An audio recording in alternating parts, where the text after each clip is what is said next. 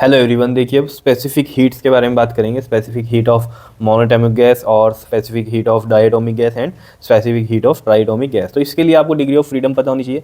Specific heat जो monatomic gas की अगर हम निकालते हैं तो उसमें डिग्री ऑफ फ्रीडम की अगर हम बात करें मोनोटोमिक गैस की तो कितनी होती है? डिग्री ऑफ फ्रीडम 3 होती है, बताया था मैंने अभी आपको। ठीक है, तो अगर ये 3 डिग्री ऑफ फ्रीडम है तो average energy associated with monatomic gas कितनी होगी? 3/2 kBT। और एवरेज एनर्जी, ठीक है, ये हम इसका फॉर्मूला ऐसे बना सकते हैं F/2 kBT, ये याद रखना। ठीक है, कैसे? काइनेटिक एनर्जी ये वैसे तो ये, ठीक है, तो हम energy associated with monatomic gas की अगर हम बात करें तो F/2 kBT। ठीक है, क्या है ये? F/2 kBT। F क्या है यहाँ? डिग्री ऑफ फ्रीडम है। ठीक है, तो अगर यहाँ डिग्री ऑफ फ्रीडम हमारा 3 है तो हमने 3/2 kBT कर दिया। मोनोटोमिक गैस की बात हो रही है, ये किसकी बात हो रही है? ये मोनोटोमिक गैस की। तो डिग्री ऑफ फ्रीडम कितना आ गया? 3 आ गया। क्या इसमें कोई दिक्कत है? नहीं है। तो ये तो थी हमारे पास एक मॉलिक्यूल के लिए। ठीक है, टोटल एनर्जी कितनी हो जाएगी अगर हम देखें तो 3/2 kBT। और एक मोल के लिए हम बात कर रहे हैं इसमें तो नंबर ऑफ यहाँ पर ये क्या आ गया हमारा? Avogadro number. ठीक है ना, टोटल नंबर ऑफ मॉलिक्यूल्स एक मोल में इतने होंगे हमारे। क्लियर है इतनी बात? कोई दिक्कत नहीं है। अब हमें पता है यहाँ से 3/2 kB की वैल्यू क्या होती है हमारे पास? R/NA। ये T है और ये Na है, ये इससे कैंसिल हो गया। कितना बचा यहाँ से? ये 3/2 RT। क्लियर है? kB की वैल्यू R/Na होती है। R क्या है हमारा? यूनिवर्सल गैस कांस्टेंट है। ठीक है, तो 3/2 RT आ गई हमारे पास टोटल एनर्जी। अब molar specific heat at constant volume की अगर हम बात करें CV की, तो हमें पता है चेंज इन इंटरनल एनर्जी होती है विद टाइम। ठीक है, तो इंटरनल एनर्जी की बात हो रही है यहाँ, और ये तो हमारी टोटल एनर्जी और ये भी कौन सी है हमारी? जो काइनेटिक एनर्जी वाली बात होती है। तो आप खुद सोचो, जो इंटरनल एनर्जी है हमारे पास यहाँ पर, इंटरनल एनर्जी में क्या होती है? हमारी काइनेटिक एनर्जी होती है और पोटेंशियल एनर्जी होती है। अब ये गैस की बात हो रही है और आइडियल गैस है। आइडियल गैस में कोई अट्रैक्शन और रिपल्शन नहीं होती मॉलिक्यूल्स में, तो जो पोटेंशियल एनर्जी होती है उस केस में 0 होती है। तो इंटरनल एनर्जी जो होगी हमारी, वही हमारी किसके इक्वल होती है यहाँ पर? काइनेटिक एनर्जी के इक्वल होती है। ये बात आपको ध्यान में रखनी है। ठीक है, और ये सारी हमारी कौन सी एनर्जी चल रही है? ये काइनेटिक वाली ही चल रही है। क्लियर है? कौन सी एनर्जी है? ये सारी हमारी काइनेटिक एनर्जी वाली बात ही चल रही है। ठीक है, तो यहाँ पर अगर हम देखें कि ये विद रिस्पेक्ट टू टी, अब हमें डिफ्रेंशिएट करना पड़ेगा, तो d/dt, और ये है यहाँ पर एक तरह से टोटल एनर्जी, ये u ही हो गई हमारी। ठीक है, समझ रहे हो? काइनेटिक एनर्जी के इक्वल है तो यू ही मान लूँ इसको, मैं इंटरनल एनर्जी ही मान लूँ। तो यहाँ पर ये क्या आ गया हमारे पास? 3/2 RP। अभी डिफ्रेंशिएशन इसकी, अब जैसे मान लो हमारे पास होता है 2T। ठीक है, इसकी डिफ्रेंशिएशन करनी है हमें विद रिस्पेक्ट टू T, तो ये सिंपल इसकी डिफ्रेंशिएशन क्या जाती है? 2 आ जाती है। याद है? सिंपल क्या जाती है? 2 आ जाती है। अगर 2x होता और differentiation with respect to x होती तो 2 आ जाता सिंपल। तो ये है विद रिस्पेक्ट टू T, और 3/2 भी कांस्टेंट है, R भी कांस्टेंट है, तो कांस्टेंट टर्म बच जाएगी सिर्फ। वो भी कितनी आएगी? 3/2 R। T के रिस्पेक्ट में तो T हट गया, जैसे कि यहाँ था 2T की डिफ्रेंशिएशन 2, तो 3/2 RT। इसकी डिफ्रेंशिएशन क्या बनेगी? 3/2 R। क्लियर है? तो ये आ गई CV हमारे पास। अब देखो हमें बात करनी है molar specific heat at constant pressure, CP हमें निकालना है। तो हमें रिलेशन पता है हमारा मेयर्स फार्मूला से, क्या? CP - CV इक्वल टू में R होता है। ठीक है, तो यहाँ से अगर हम देखें जो CP है हमारे पास वो क्या बन जाएगा? CV इधर जाके प्लस का बन गया और ये इधर R है ही। ठीक है, तो यहाँ से हम देखें CV प्लस में R, CV कितना है हमारा? 3/2 R, और ये प्लस में एक R और आ गया यहाँ पर। ठीक है, तो कितना बन जाएगा ये बताओ जल्दी से मुझे। ये बनेगा आपका LCM लो आप, यहाँ पर देखो 2 LCM लिया, 1 हो गया, ये 3R बचा, प्लस में यहाँ LCM तो हो गया, 2 से डिवाइड करेंगे तो 2, और 2 × R 2R, तो कितना आ गया हमारे पास? 5R/2 आ गया। तो ये आ गया हमारे पास CP। क्लियर?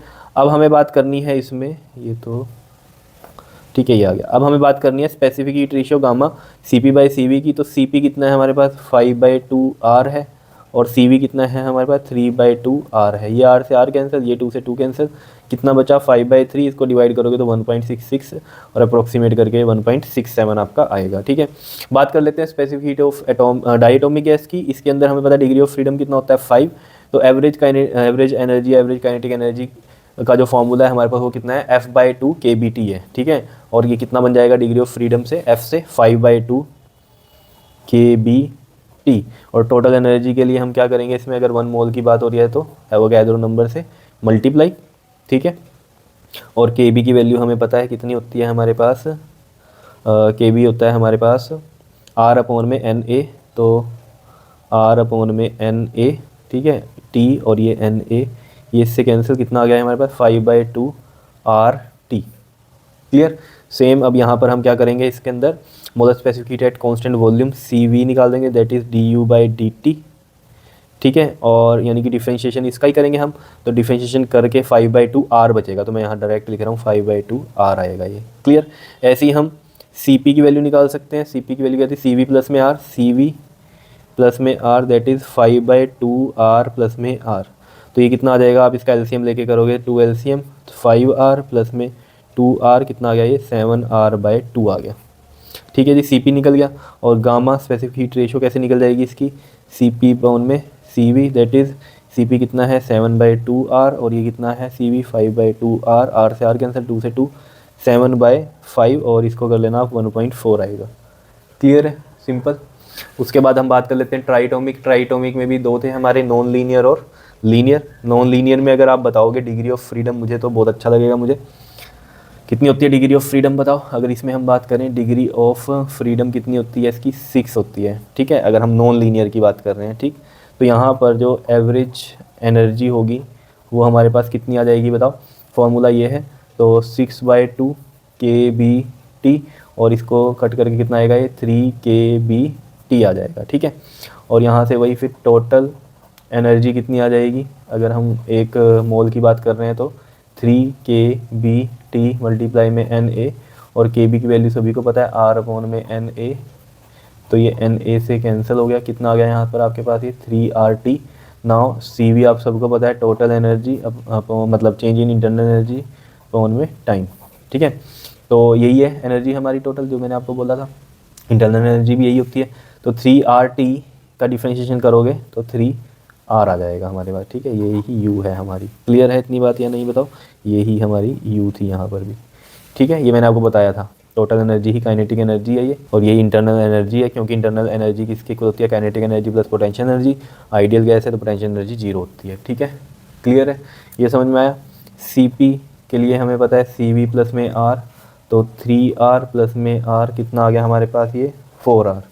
गामा निकाल दो, CP/CV, ये है 4R और ये है 3R, तो ये कट गया, 4/3 को कर लेना आप, 1.33 आएगा। ठीक है, लीनियर एटॉमिक ट्राइटोमिक गैस के लिए जो डिग्री ऑफ फ्रीडम है वो होती है 7। तो जो एवरेज एनर्जी है फॉर्मूले के अकॉर्डिंग F/2 kBT, तो F है 7/2 kBT, बोल्ट्जमैन कांस्टेंट होता है ना, kB पता है ना। तो ये हो गया हमारे पास। और यहाँ से अगर हम देखें तो टोटल एनर्जी की अगर हम बात करें तो वो 7/2 kBT इंटू में एवोगैड्रो नंबर। एक मोल में कितने मॉलिक्यूल होते हैं बताओ, एक मोल में कितने मॉलिक्यूल्स होते हैं, जितने एवोगैड्रो नंबर होता है। ठीक है ना, उतने ही मॉलिक्यूल होते हैं। तो ये चीज़ आ गई। ठीक, क्लियर है, कोई दिक्कत नहीं है इसमें। तो ये देखो 7/2 kBT, kB की वैल्यू होती है R/में Na, और ये T और ये है Na, ये इससे कैंसिल, तो कितना बना 7/2 RT। अब हम specific molar specific heat at constant volume की बात करें तो change in internal energy upon में चेंज इन टाइम होता है।